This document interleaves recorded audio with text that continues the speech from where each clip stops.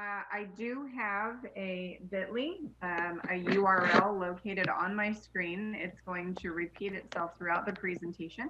So you can either pull out your cell phone and take a picture of that for record keeping purposes. It will show up again and again. And Sherry has done a great job of posting that link inside of the chat. So you're more than welcome to open the chat and click directly on the chat, and then you'll have access to my entire presentation. Although my presentation is inside Google Slides, I'm technically presenting from Microsoft PowerPoint because I love being able just to draw on my presentation. So if you're curious from that distance learning environment scenario, how is she drawing on the screen? How is that working? I'm actually using PowerPoint in order to draw on the screen. So welcome. I want to get that said early on. You're taking time out of your day to come to this presentation, and that is just so kind of you. So thank you so much for coming. To put a face with the name, I am Melissa Culver. I am an instructional technology coach in the Clovis North area, and I provide technology support for 5 elementary schools in that area. I have been teaching for 21 years in a variety of different learning situations, from grades 2 all the way through grade 8. And then I was also at the collegiate level. My husband and I have 4 children, and we homeschooled them for a few years.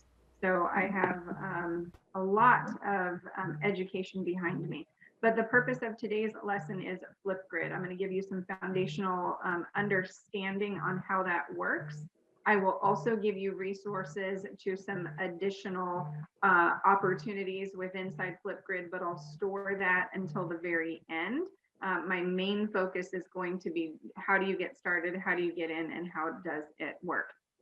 Sherry will monitor the chat space during the presentation. So if you want to interject with questions, you're more than welcome to use that chat space, and then she'll interrupt me periodically as needed to say, hey, we had such a question, and I want to make sure that I answer those in a timely fashion. So my email and my website are located on the screen.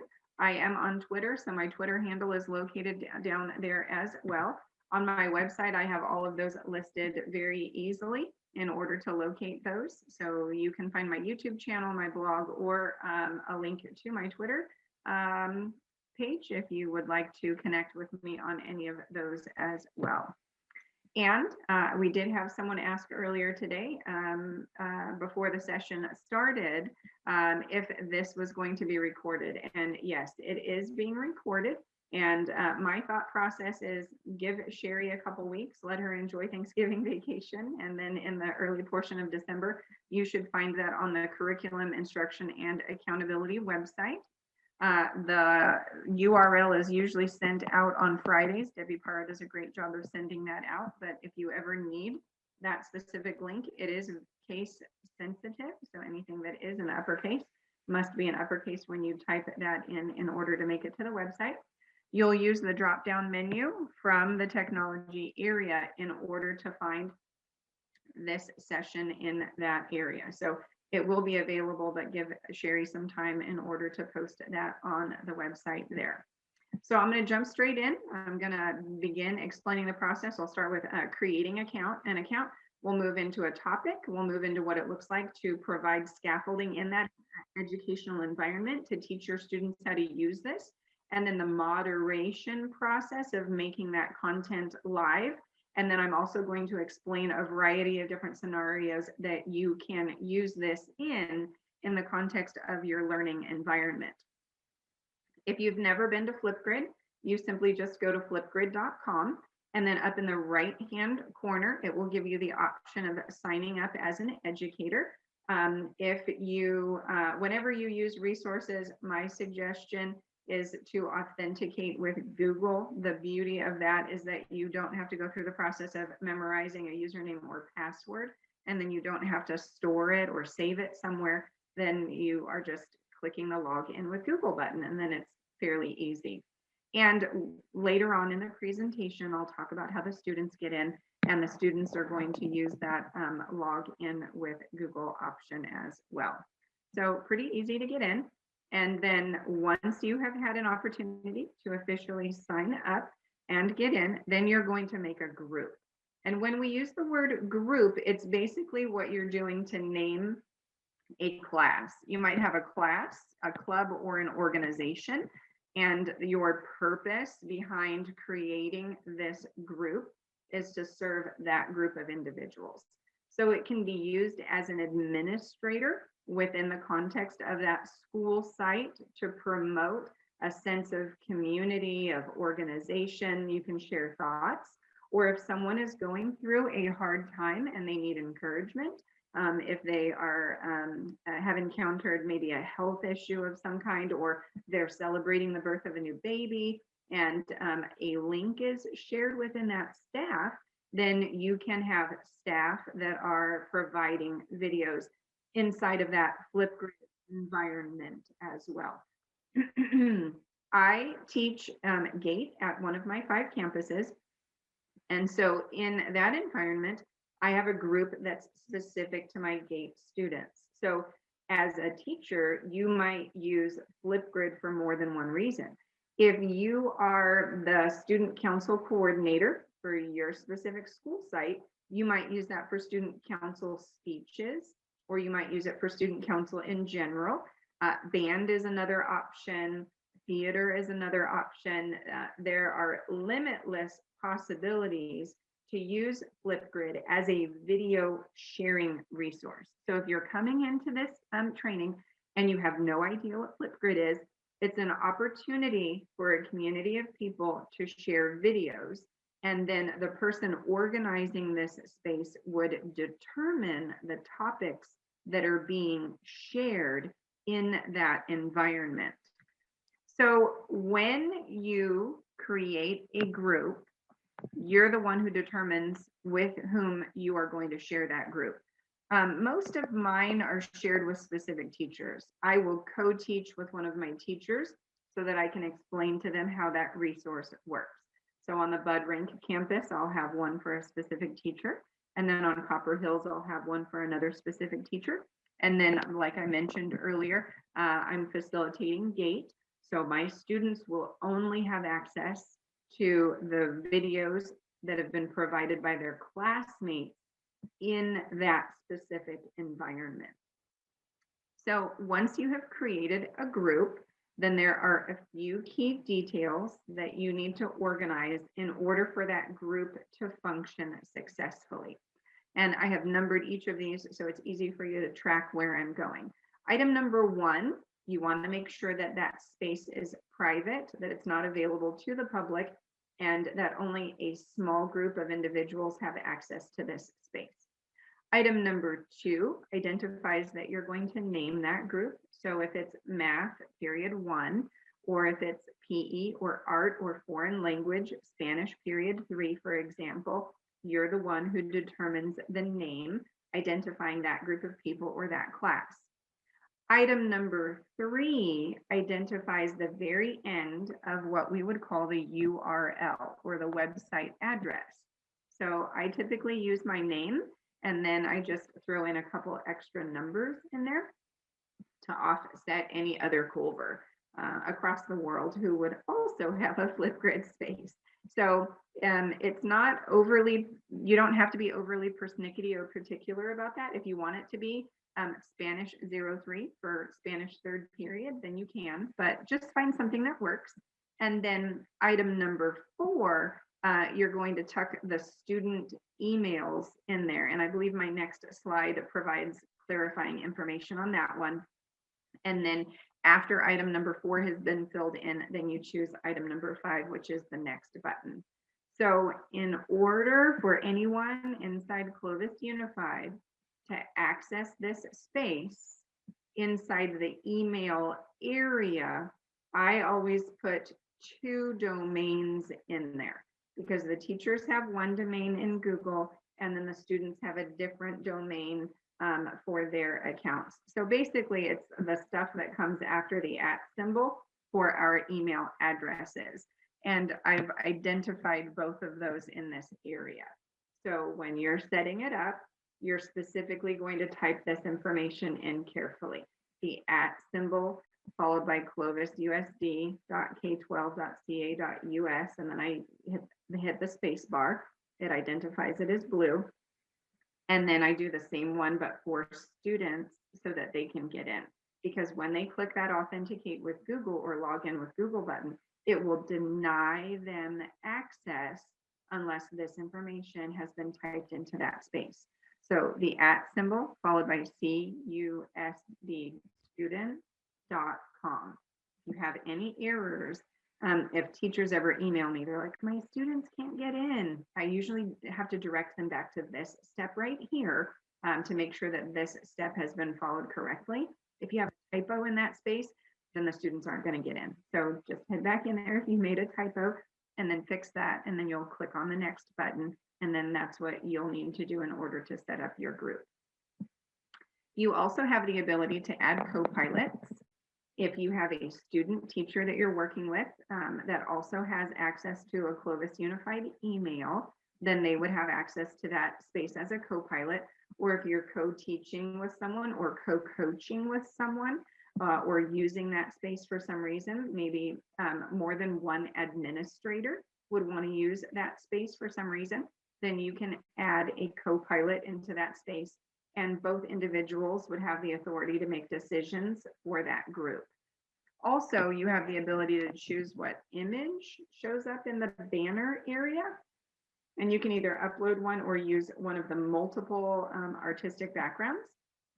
And if you ever want to make any adjustments, the arrow is pointing to the pencil, and that's how you can adjust that space. So it can look the way that you want it to look. So on the screen, you can see how there are several different images to highlight your specific space, kind of like in Google Classroom, how you have that theme that you can choose up at the top, blue or green or turquoise, then you can stylize your space using this area as well.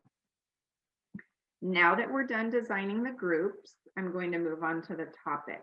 The topic represents something that you would like the students to discuss, or faculty members, or whatever the scenario is. For most of this, I'll just identify our participants as students. So I want my students to talk about something. But as an educator, I want to guide that discussion. So I'm going to give them parameters on what that discussion is going to look like. Later on in the presentation, I'm going to show you how there are over 30,000 topics to choose from that are ready to go. So if you come to this platform and you're like, man, I don't really know what I want the kids to talk about, that's okay, because you can search through over 30,000 topics that are ready to go. But if you're bubbling with excitement, you already have creativity, you know where you want to take them, then you can design your own topic. You're not limited to the ones that are only available there. You can design your own. So when you're inside of that specific group, you're going to click on the button that identifies that you want to add that topic. And then after you click on the add topic button, then you are going to provide a few parameters for that. Item number 1 showcases the title. So if you're working with 4th grade students and you want them to talk about Native Americans, then that could be a topic. If you just finished reading a biography about Martin Luther King and you want the students to do a synopsis or an overview or to share highlights about that, that can be a topic. At the beginning of the year, it can be a topic about getting to know you. If you just finished a math lesson and you want the students to model metacognitive strategies on how to solve that math question, then you can provide that. Or if you're a speech teacher and you want your students to practice guttural sounds or dental sounds or bilabial sounds, then they can practice those strategies here. So you're the one who makes the topic. Item number 2 is the prompt. So you're going to provide guiding information for your students so they reach the learning objective that you have set for them. In today's topic, you're going to talk about, and then you can identify item A, B, C, and D. And then item number 3 identifies the duration.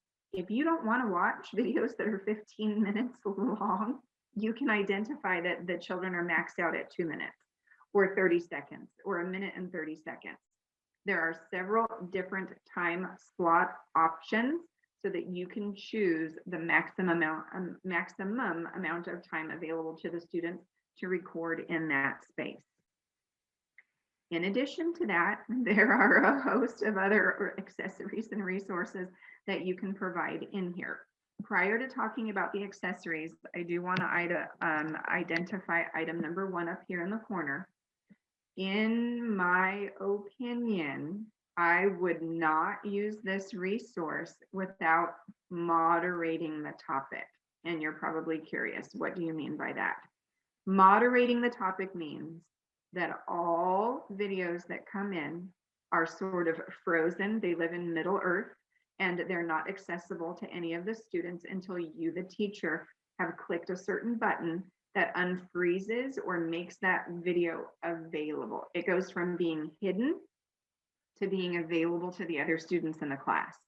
In my opinion, it is our duty and responsibility to verify that what the students want to share meets the criteria for our learning environment. And we wouldn't want anything to scoot into that space that does not meet our acceptability requirements. And so my recommendation to all teachers, I pause here awkwardly on purpose. Please make sure that it's moderated. And to my knowledge, I believe that everything has been tucked into an automatically moderated position. It used to not be that way. I think you actually have to toggle that button off for it not to be moderated anymore. So I paused there awkwardly on purpose. Item number 2 in the middle of the screen identifies several other items that you can add. If you want the students to watch a 2-minute video or a 4-minute video in this space, and then their video response is a response to that video, you can either generate your own video, you can tuck one in from YouTube or Vimeo, you can add one from your computer, you can add a GIF or an image or an emoji or a web link. You can even specify that in this assignment, the students are supposed to click on the link and read the article and then come back and then identify the key items, or what opinion does the author bring to this article, or things of that nature. You can have the students respond to other accessories, items, learning tools in this environment by providing those academic supplies in this environment if you choose to. Item number 3 identifies more or additional options if you want to craft the lesson using other strategies as well. So if you want the students to supply links, then you can do that. You can also determine when that specific item is live, when the topic is frozen. So naturally, we wouldn't want the children to have access to one specific topic all year long. That's my assumption. For the most part, we don't want it starting in August and then running all the way through May. Usually there's a due date. You might leave it open for 2 weeks, maximum 3 weeks, and then that would close down. So the status is going to be located in this area right here. And then you can either say that it's active or that it's frozen or that it's hidden. Melissa, what does that mean? Active means that they're working on it right now. Frozen means they can still watch the videos, but nothing more can be added to it. And then hidden means we're done with this. I don't want you to have access anymore. I, the teacher, still have access to it, but I don't want you, the student, to have access to it anymore. So you have the power to make those decisions in that area. The scheduled dates over here identify when that topic will go live and then when that topic is no longer available to the student. So make sure you get in, complete the assignment on time, please, and thank you. And then if you want the students to have access to download and share their content, that's up to you. You can turn that on or you can turn that off. They would not download content that does not belong to them. They're only downloading their own content. So after they make that video, if they want to download it to their tablet or their cell phone or their computer, it's up to you. I usually don't turn that on. I don't see why they would want to have their own copy of the video, but if that's important to you for whatever you're teaching, feel free to turn that on if that's important. All right, now Flipgrid can send you an email every time a student responds. And that can be overwhelming, especially if you're teaching 4 periods of Spanish and you've got multiple students in each of those environments. I don't know that you want 100 emails coming to you every day from Flipgrid. So you have the ability to determine the frequency with which those emails are going to come. And you can choose from that drop down menu to determine the frequency so that you're not overloaded by all of that content coming into your email inbox. Now, when it comes time to the students making videos and sharing those videos with each other, they can also interact with each other in Flipgrid to the degree that you specify. So if you want the students to drop video comments in, for example, Allison makes a great video and Lori wants to respond to Allison, and Lori says, Allison, your video was fantastic. You were on topic. You had great eye contact. You were very articulate. Allison, that was a great video. If you want your students to have the power to respond to one another in video, you're more than welcome to choose that as an option. Text comments just came out recently. I believe they were released maybe last week, if I remember correctly. So it's up to you if you want the students responding to each other. To some degree, that's a lot of oversight, in my opinion, because now as the teacher, I'm going back and now I have to approve or delete a whole nother layer of videos. So you determine as the teacher what is best for you. How much time do you have? Do you want to manage those additional videos? Do you want to manage those additional comments? That's up to you. Choose what works best for your learning environment.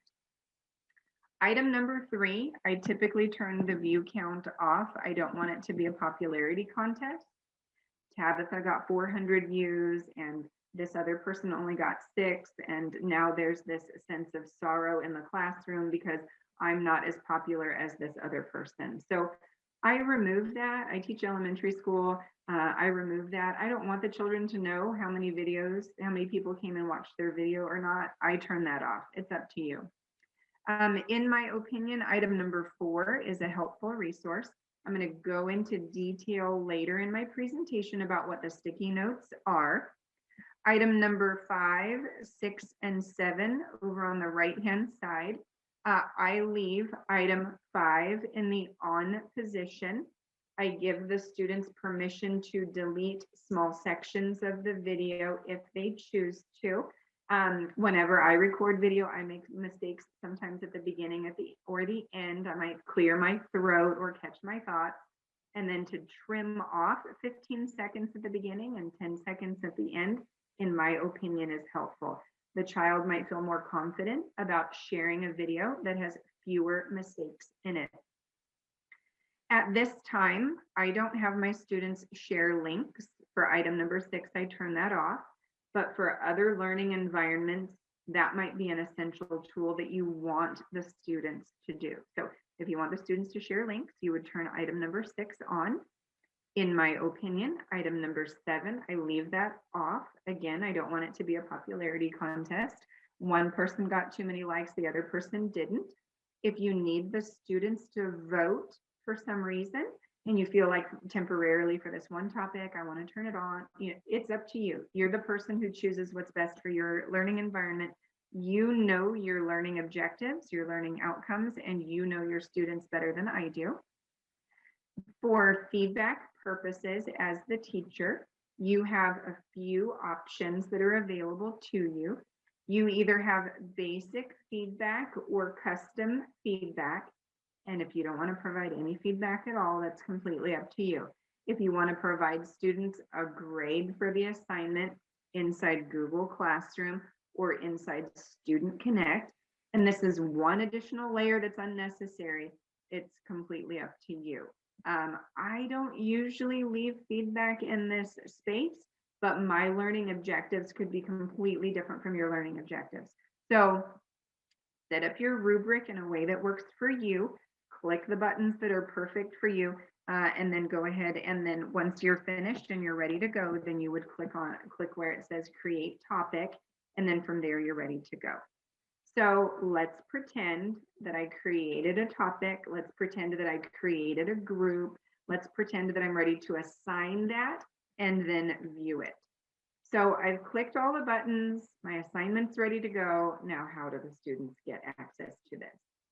There's several different options for you. I typically use Google Classroom. That's the only one that's really reasonable for me in an elementary school learning environment. However, you do have access to a QR code.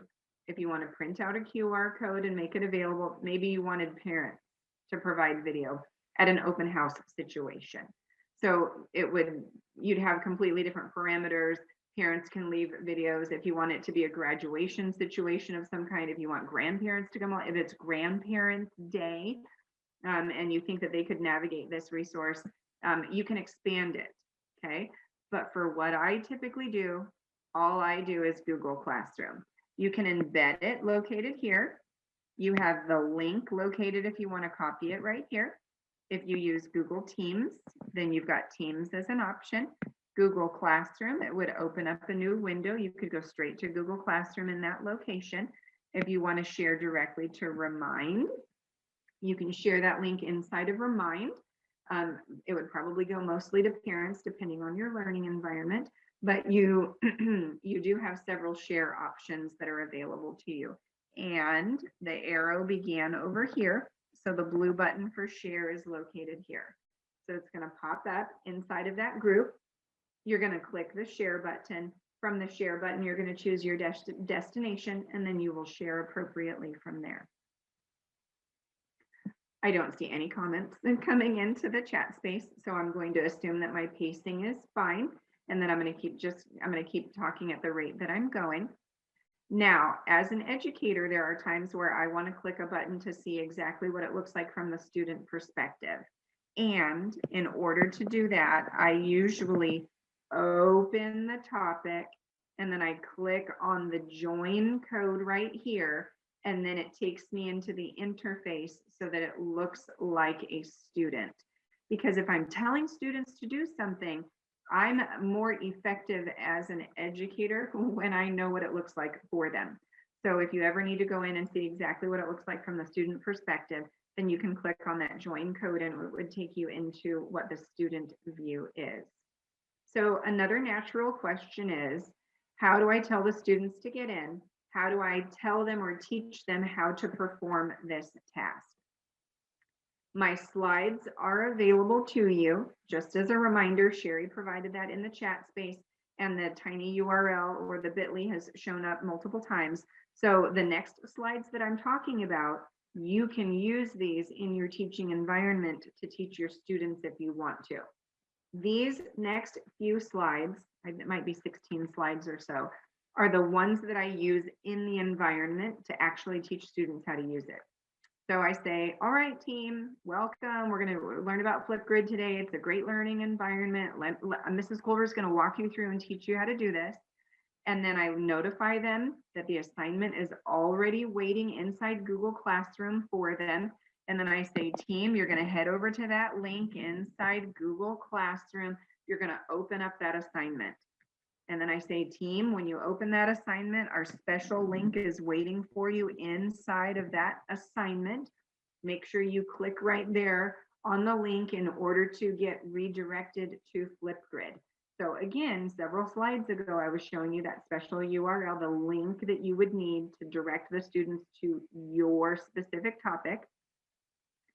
And then I'm going to tell the students, friends, you're going to click right here on Join with Google. That's the only button that's going to work for you. So please click there. When the students click on the Join with Google button, then I tell them they're going to authenticate with themselves. And it's not going to say Mickey Mouse. It's going to say their name. You're going to click right there where it already says your name. And then you're going to click on the next button in order to get in. And when you get in, the topic's going to be waiting for you. And I usually apologize to them.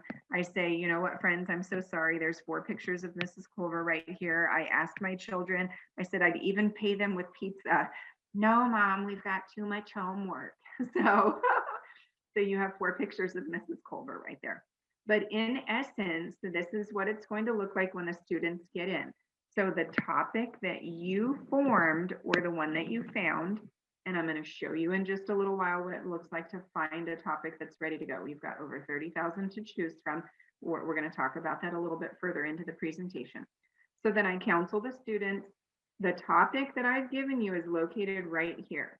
The teaching objectives are right here. You shouldn't be surprised at all at what you're supposed to talk about inside of the lesson. Friends, after you've had a chance to read it, oh, Mrs. Culver, I can't read very well. All right, friends, if you have difficulties reading, this little immersive reader button right here is going to read the topic out loud to you. So if you're working with kindergarten, first grade, or second grade, if you're working with students who have difficulties reading, that button will read the topic out loud to them. Then I say, friends, you have two buttons. They're almost exactly, they do exactly the same thing, although they look different. You have the record a response button located right here, and then you have this button down here that looks like the video camera. Both of those buttons do exactly the same thing. Choose either one of them in order to get started. So here I am pointing to those special buttons all over again. They do exactly the same thing, even though they look differently. And then here again, I'm teaching the students, I'm walking through the specifics on helping them to be successful as they navigate this. I recommend to the students that they brainstorm their idea. I let them know that there's a Post-it note inside of this learning platform that they can use in order to take notes. And then if they forgot the topic, oh man, Mrs. Culver, I can't remember what the topic is, then there are two buttons up in the top corner available to the students in order to navigate that right up here. I'm going to switch your screens so you can see what this looks like. So here I am inside my topic, and I have this button located right here. And when the students click on that, the topic will pop up all over again. So they don't have to click the back button. They don't have to go back to Google Classroom. It is right there in front of them. It will not ruin their video. It's only popping up in order to counsel them moving forward. Oh yeah, that's right. I'm supposed to talk about an animal. And then they can also remove that pop-up. It will disappear so that it doesn't interfere with their video. The other tool in this region is the Post-it note or the sticky note feature. And I let the students know, in my opinion, team, this is a really great tool, because as you're sharing that video, this gives you an opportunity to record some notes. Like, oh man, what do I want to talk about? If I were to have an animal, what would it be? Or any animal, I could have any animal, what would it be? Well, maybe I need to think about how it travels or how much space it's going to take up in the backyard. Does it fly? I don't know if my neighbors would want large feathers in their backyard. What does it eat? Do I have access to those resources? So as they're brainstorming ideas, this Post-it note becomes a great space for them to type notes. Mrs. Culver, is that going to ruin my video? No, friends. The Post-it note will not show up in your final video. It's just a note-taking tool for you so that you can stay on topic and think clearly while you're recording your video. So I always share those tools with students, in my opinion. I have a quick question.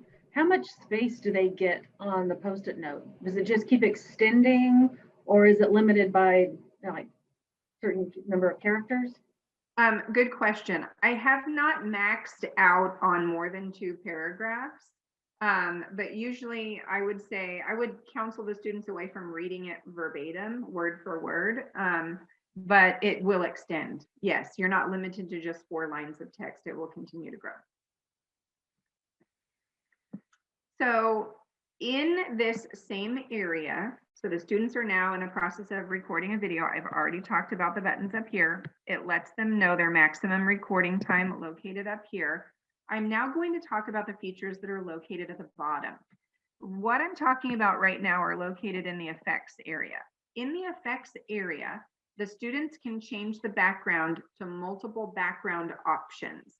At one of my school sites, I have this delightful 3rd grader who makes artistic videos. She walks step by step through the process of teaching her classmates how to draw. And the videos are so fantastic. I just love watching them.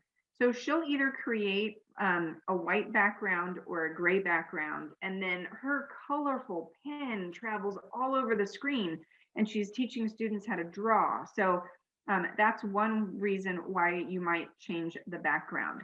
Another reason why I'm bringing up this screen is the split screen option right here determines how much of the screen is you, the presenter, and how much of the screen is this alternative background that you have chosen.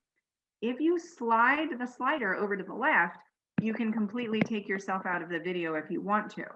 And then in the space on the right, you can solve for x. 4x plus 13 equals 127, for example. And then the students are going to go through the process of isolating the x, solving for the variable, and then using those metacognitive strategies to explain that process. Or if you're conjugating verbs, or if you're doing a scientific experiment and you want the students to write those ideas out on the screen, then you can do that. Or if the students are learning how to regroup, you've got second graders who are regrouping, then they can illustrate those ideas on the screen. And now you have 22 peer teaching videos on how to teach that math concept. So they can take themselves out of the video completely if needed, or they can share the screen with those concepts as well. On the bottom of the screen, we also have access to options on the left. Options on the left allows this menu to pop up. I'm going to talk about upload clip and record screen. Flipgrid is also available on an iPad, a tablet, and a cell phone. So if you're asking your students to act out some historical narrative, then mom can hold the cell phone while the child is in the backyard navigating this one portion of the Gettysburg Address or what have you. And they can either directly upload it to Flipgrid or record the video and then upload the finished video. So I have 3 children in Clovis Unified. I have 1 child in college, and my junior hire is taking science, is in an AP science class, and had to make a Rube Goldberg science machine in the backyard. And I became the videographer recording that. And I used the upload clip button right here because I uploaded that finished video from my cell phone onto Flipgrid. We did that together. I recorded it and then we posted it for the teacher. So it can be something that the students design and then they can upload that finalized project. Melissa, what do you mean by this whole record screen option? If students in class are having technical difficulties, their peers can design some tech support videos to help each other, or they can use it to extend their learning, or you can use it as an assessment. On my next screen, let me show this to you. So on Twitter earlier today, I noticed this retweet where a student was using PhET Simulator, PhET Sims, to describe this idea of energy. This was actually a video and the weight was swinging back and forth. A student recorded this on Flipgrid and this became the assessment. The child was moving through their slides, talking about energy, applying those the scientific vocabulary from the lesson. And now the teacher is viewing this video for the assessment. It's not fill in the blank. It's not multiple choice. The child is narrating this scenario after they've had a chance to record something from their screen. They opened up a web page.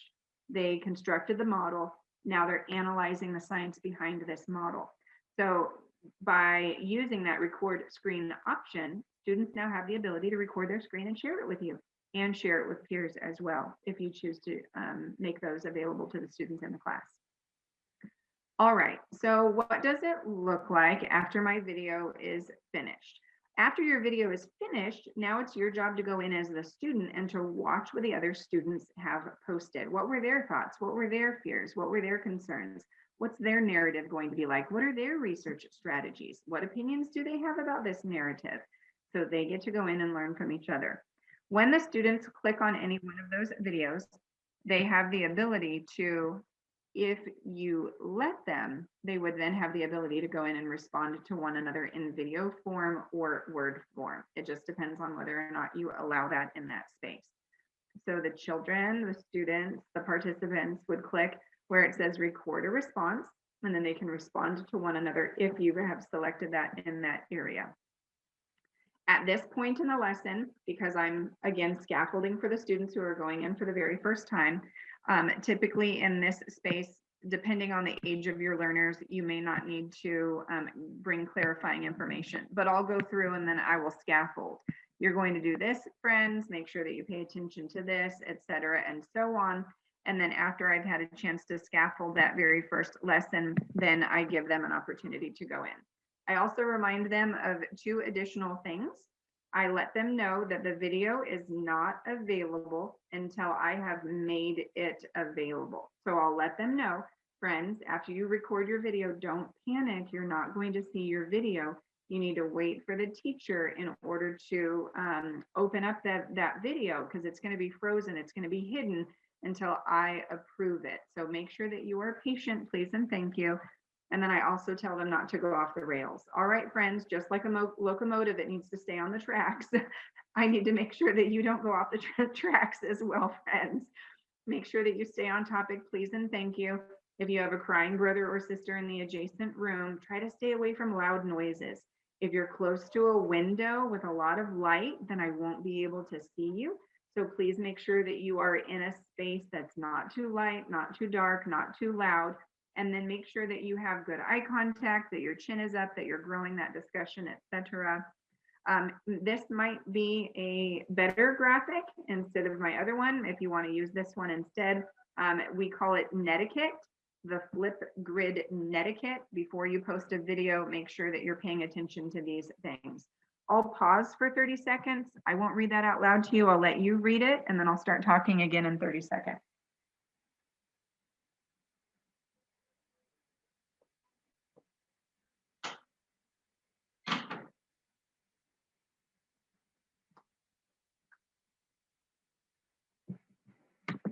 All right, I'll scoot on to the next one. Discovery is the word that we use to describe community provided resources. So over 30,000 opportunities for you to increase engagement, increase student voice. We want them to be effective communicators. And so this is one way that they do that. So the discovery means that there's community created content ready for you. So how do you cull through that? How do you find something that's usable, that's helpful for you? You have several filtering options to choose from in here. You can choose topic, you can choose audience, you can choose subject, you can choose specific keywords. After you've had a chance to filter through in order to find something that's helpful for you, then those topics would appear. Here are some categories that are already provided for you. There are partners who have provided content. You have trending topics, things that might be contemporary or popular at that moment, and things that are just for you. Based on content that you've already shared, then Flipgrid is going to say, aha, I think this one might fit for you in the future. When you click on any one of those, my suggestion is review that content. You can save it so that you can find it later. Maybe you're not ready to teach it right now, but you know in February, you're going to come up to Unit 7. And when you're in Unit 7, you definitely want to teach whatever that specific topic is. Now, as you're vetting the material, maybe it's 80% on target. Maybe there's a few tweaks that you want to make to it. And that's okay. You can tweak this so that it's perfect for you and your learning environment. So after you have a chance to review it, you can save it to a collection if that's helpful for you. It's a good storage space for you. You can come back to it later. And then you're going to officially post that topic. And like I said just a second ago, you can come through and make some adjustments. You want to add 4 sentences. You want to add a video. You want to take something away. You as the author, as the teacher, can come through and make adjustments as needed so that this content fits your learners perfectly. Now, let's pretend that the students have already posted video. And now what do you do? So you already have that group, you already have that topic, you sent it out to Google Classroom. Now they're posting videos.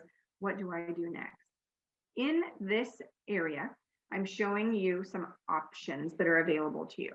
All content, as long as it's moderated, will come through hidden. It's red, it's easily identifiable.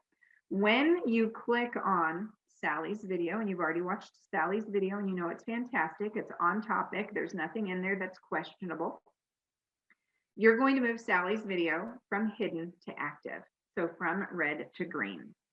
You also have a series of options over in the actions space on the far right. If you know the video is sour and it's not going to work for you, maybe their microphone wasn't working. It's a cute video, but you can't hear them. You're more than welcome to just go ahead and delete that to save time. You can download the captions, edit the captions, download the selfie, the picture that they took as the cover image for the video. You can download that video. I'm going to talk about mixtapes in just a little while.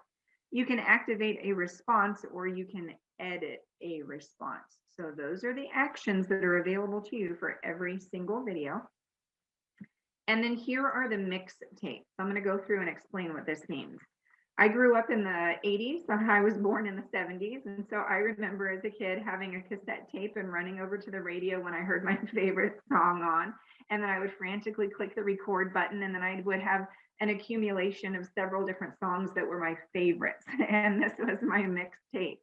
Well, Flipgrid has done exactly the same thing. You get to create a mixtape, but of videos of your students.